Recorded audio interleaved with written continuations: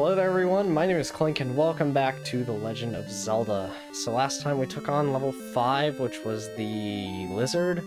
Today we're taking on the demon, I do believe, or is this the dragon?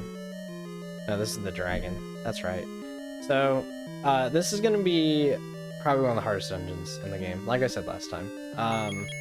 That's because today we're going to be encountering Wizrobes for the first time in this game. Wizrobes in this game are no joke. They do a lot of damage, they teleport all over the place. You can only block their beams if you have the magical shield, and this dungeon does everything it can to take away your magical shield. The red ones aren't as bad as the blue ones. The red ones will die in one hit.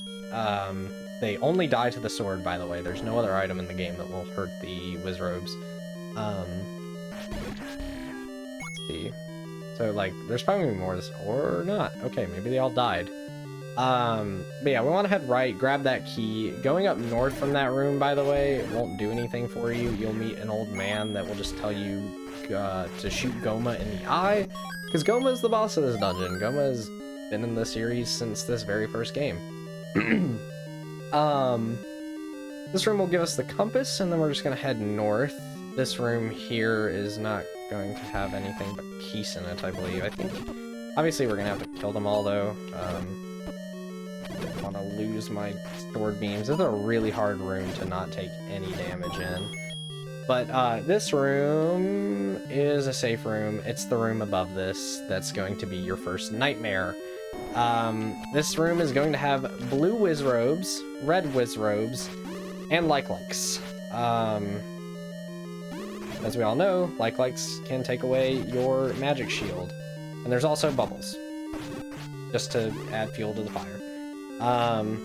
Blue Wizrobes take 3 hits. They move around. They're not like the red ones that are just stationary. They do like 2 hearts of damage with their beams. So as you can see, I took a lot of damage in this room. Wow, that is way more than I needed to take. This is where you're probably going to want to use medicines at. I would say it's definitely this dungeon, and then Dungeon 8, you're going to want to walk in with your second potions.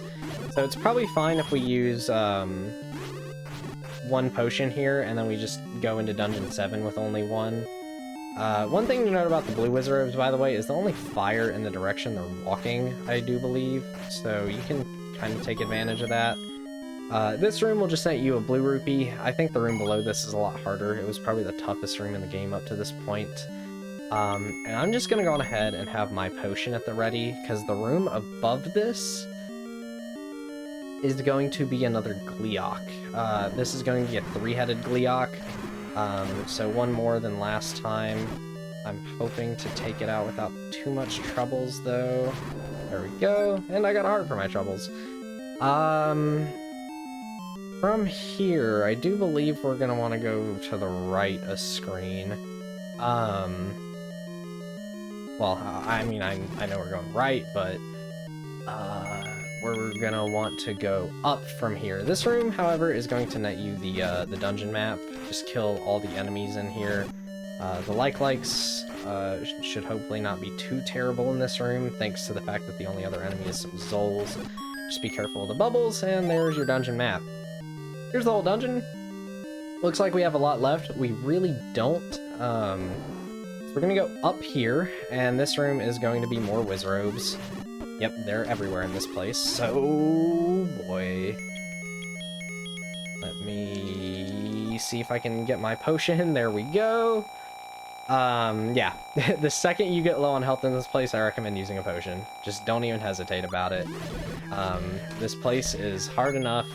Use save states if that's what you want to do. I'm really trying to not use save states during like actual gameplay. I am doing a save state between like every dungeon, just so I have a point to go back to in case something really goes wrong. Once you've killed all the enemies in this room, go on ahead and push this block right here, and this is going to net us the dungeon item. This is probably the best dungeon item in the game. This is going to be the magic rod. It works kind of like the one we saw in Link's Awakening. Obviously this one came first, but It'll shoot out beams, it doesn't take anything. However, Wizrobes are not affected by it, so don't try to fight Wizrobes with it. But it's essentially the same beam Wizrobes have. It's just a better ranged weapon over the bow for anything but the Pulse Voice, I do believe. But from here, since we have a lot of keys stockpiled, this is where I'm just going to start using keys, because I don't need to worry about them anymore. This room right here, pull out the candle, whoops. Make sure you immediately walk forward and use it, get out of the way a little bit, and I'm going to walk right through the center, grab the key, ignore the Wizrobes, don't even bother fighting them. Not worth the hassle if you don't have to. In here, we're going to have a couple of Vires. These guys aren't going to be a problem. With the magic sword, you can actually insta-kill them. Don't even spawn into the bats, so take advantage of having the magic sword. And this is going to be another nightmare room. More likes, more Wizrobes, more bubbles. Oh boy. My goal is to deal with the likes first, but the Wizrobes are going to make that a huge pain. Oh, this is not a good position to be in. Yeah, the magic rod is a good way to deal with the likes at the very least. That was scary. It's very scary. Might get you out of my way. Okay, I can finally kill this guy at least. Jeez, that one was such a pain.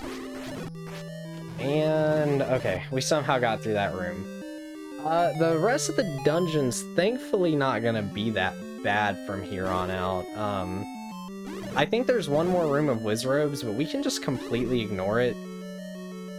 Because you're going to come out here pretty close to the boss. Be careful in this room of the Zols and likes, really just the likes. But thankfully, the bubbles don't prevent you from using the magic rod, just the sword. So you can take out the likes. I would just leave this room the second you can. I'm just being overly cautious right now. This room is going to just be Vires, but we're just gonna go to the left here, completely ignore them. And this is the last room of the dungeon. It's gonna have Wizrobes. Do not go down, by the way. That room is a complete troll. Just ignore it. And while this is the hardest dungeon so far, and as you can see, we avoided quite a lot of rooms here. There was another old man somewhere in here. I think he was to the right, 2 screens to the right of the item room. I don't remember exactly what it is he says, but it's not too helpful. This dungeon is very much a get in, get what you need, get out. But Goma is at least the easiest boss in the game. Once the eye is open, you just need to shoot it a single time, and she dies. That's it. That's all of Dungeon 6. We're done here. Thankfully. 2 more dungeons to go. Whew. That went fairly smoothly, thankfully. We are going to make our way over to Dungeon 7, and this is a good time to show that using the flute, you can actually warp. This will take you to any dungeon you have completed. Although this just took us right back to where we were. If I could go to a different dungeon, that would be nice. I'm fine with Dungeon 1. Dungeon 1's fine. Anything's better than being all the way up there. Also, Dungeon 7, should you die in Dungeon 7, this is probably the best dungeon to die in, since there's going to be a Great Fairies Fountain 1 screen to the right of the dungeon, so you can get a heal up if you die and then go back in full health, ready to go. Dungeons 6 and 5 are pretty far from fairy fountains, and that's part of what can make them kind of hard. Dungeon 8 is thankfully pretty close to a fairy's fountain. And I actually want to go up right here, because we're actually going to head back to where we got the blue ring, and that's where we're going to buy the meat right now. Because you will need a lot of rupees at this point. Unfortunately, we need 160. I only have 106, and I don't think I'm going to get enough in the dungeon to do that. But right here is the cheapest place to buy the meat. I think it's 100 everywhere else. It's only 60 here, so go ahead, buy the meat. This is a temporary item, but it's the last item slot to fill. And let me kill this guy again, I guess. Now we can head over to Dungeon 7. I think the old man, that other old man in Dungeon 6 actually would tell you that might be what his hint is the, how to get into this dungeon here. So if we head up a screen, this is going to be the dungeon. No, this is the fairy's fountain. This is a lie. This is the fairy fountain. And rupees, please. Yes.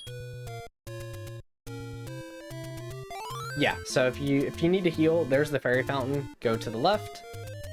And here is going to be dungeon number 7. This is basically the dead fairy fountain, kind of. Ooh, give that to me. If you play the whistle right here,